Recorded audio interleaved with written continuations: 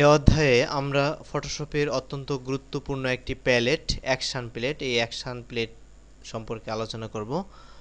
তো action plate মূলত রয়েছে উইন্ডো মেনুতে গিয়ে আমরা অ্যাকশন প্লেটটি নিয়ে আসব। তো অ্যাকশন প্লেট মূলত কি এটি দেখার আগে আমি এখানে নতুন একটি রেডিমেড অ্যাকশন ক্রিয়েট করে রেখেছি। আমরা যদি টুলবার থেকে এই টাইপ টুলটি সিলেক্ট করে নিয়ে যে কোনো লেখা লিখি, যদি আমরা এখানে সাপোজ ইসলাম কথাটি লিখছি, তো ইসলাম কথাটি লিখে আমরা যদি এখন আমাদের অ্যাকশন প্লেট থেকে প্লে অ্যাকশন যদি আমরা সিলেক্ট করে দিই, তাহলে কিন্তু দেখলাম যে ইসলামের উপরে সাথে সাথে একটি ইফেক্ট, রেডিমেড ইফেক্ট কিন্তু পড়ে গেল।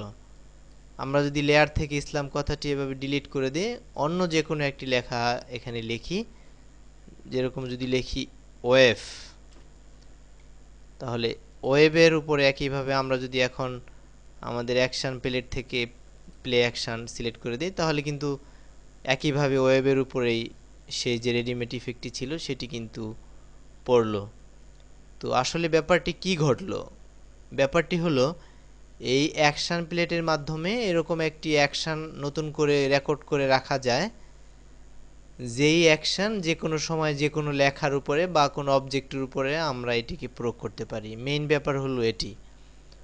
অর্থাৎ আমরা যখন নাকি কোনো ইফেক্ট বিভিন্ন লেখার উপরে বা অবজেক্টের উপরে প্রয়োগ করব, সেই ইফেক্ট কিন্তু আমরা অ্যাকশন প্লেটের মাধ্যমে রেকর্ড করে রাখব এবং প্রয়োজনে সেটি আমাদের যে কোনো প্রয়োজনে আমরা পরবর্তীতে লেখার মধ্যে বা অবজেক্টের মধ্যে সেটি রেডিমেড হিসেবে ইউজ করব। অর্থাৎ নতুন করে আর আমাদের সেই ধরনের ইফেক্ট তৈরি করে ব্যবহার করতে হবে না। আমরা যেটি পূর্বে তৈরি করে রেকর্ড করে রাখব সেটি আমরা ব্যবহার করব। তো চলুন শুরু করা যাক কিভাবে এই অ্যাকশন প্লেটের মাধ্যমে নতুন করে ইফেক্ট তৈরি না করে শুধুমাত্র রেকর্ড করে রেখে সেটি পরবর্তীতে রেডিমেড হিসেবে ব্যবহার করা যায়। তা আমি এখানে যে ওয়েব লেখাটি লিখেছিলাম সেটি কিন্তু ডিলিট দিয়ে আমি নতুন করে একটি লেখা লিখে নিব। অর্থাৎ আমরা যখন অ্যাকশন শুরু করব, অ্যাকশন রেকর্ড শুরু করব, তখন আমরা যেই লেখার উপরে এই অ্যাকশন দিতে চাই না কেন সেই লেখাটি লিখে নিব। তো এখান থেকে আমি সিআইপি লেখাটি লিখে নিলাম। তো সিআইপি লেখাটি লেখার পরে আমরা এবার অ্যাকশন শুরু করব। আমরা আগেই দেখেছি যে অ্যাকশন প্লেট আমরা উইন্ডো মেনুতে গিয়ে অ্যাকশানে ক্লিকের মাধ্যমে এই অ্যাকশন প্লেটটি নিয়ে আসব। অ্যাকশন প্লেটটি নিয়ে এসে আমাদের কিন্তু এবার অ্যাকশন রেকর্ড শুরু করতে হবে। এই জন্য প্রথমে যা করতে হবে তা হলো আমরা অ্যাকশন প্লেটের নিচে ক্রিয়েট নিউ অ্যাকশানে ক্লিক করব। তো ক্রিয়েট নিউ অ্যাকশানে ক্লিক করার পরে কিন্তু আমাদের অলরেডি নিউ অ্যাকশন নামে একটি ডায়লগ বক্স এসেছে। আমরা এখানে যে কোনো নাম দিতে পারি অথবা এখানে সিআইপি লিখে দিতে পারি। তো সিআইপি লেখা লিখে আমরা কিন্তু রেকর্ডে ক্লিক করলাম। তো রেকর্ডে ক্লিক করার পরে আমাদের কিন্তু অলরেডি রেকর্ড শুরু হয়ে গেল। অর্থাৎ আমরা এখন যা করব সম্পূর্ণ রেকর্ড হয়ে যাবে। তো সিআইপি লেখাটি যে আমরা লিখেছি লেয়ারে, এই সিআইপি লেখার উপরে এখন বিভিন্ন প্রকার ইফেক্ট আমি দেব। এই জন্য সিআইপি লেখার উপর ডাবল ক্লিক করেও আমরা লেয়ার স্টাইল নিয়ে আসতে পারি, অথবা বিভিন্ন ইফেক্ট প্রয়োগের জন্য আমরা লেয়ারে গিয়ে লেয়ার স্টাইল ক্লিক করে এখান থেকে যে কোনো একটি ক্লিকের মাধ্যমে আমরা লেয়ার স্টাইল ওপেন করব।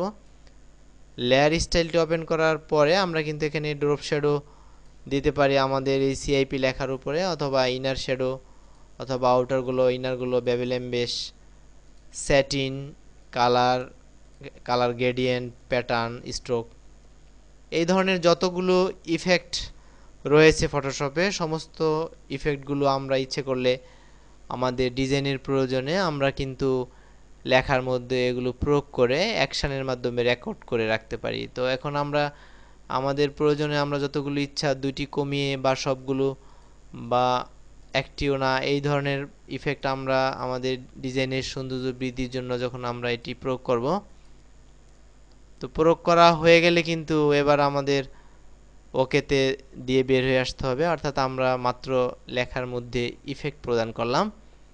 তো এই যতগুলো কাজ করলাম এটি কিন্তু অলরেডি রেকর্ড হলো। এবার আমরা রেকর্ড থামিয়ে দিব, অর্থাৎ যে ইফেক্টগুলো আমরা দিলাম সেই ইফেক্টগুলো কিন্তু অলরেডি তৈরি হয়ে রয়েছে, অর্থাৎ রেকর্ড হয়ে গিয়েছে। এবার আমরা এই অ্যাকশন প্লেটের বাম পাশে স্টপ প্লেইং রেকর্ডিং এখানে ক্লিকের মাধ্যমে কিন্তু আমরা অলরেডি আমাদের অ্যাকশানের যে রেকর্ড প্রক্রিয়া ছিল সেটি কিন্তু বন্ধ করে দিয়েছি।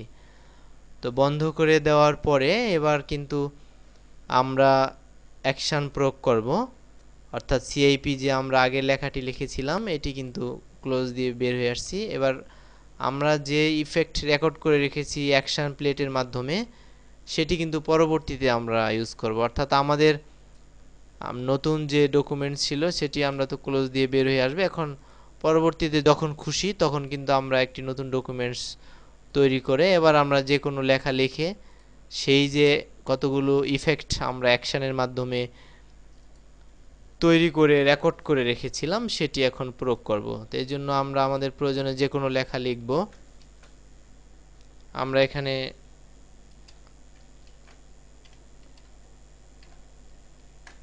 আল্লাহ কথাটি লিখেছি।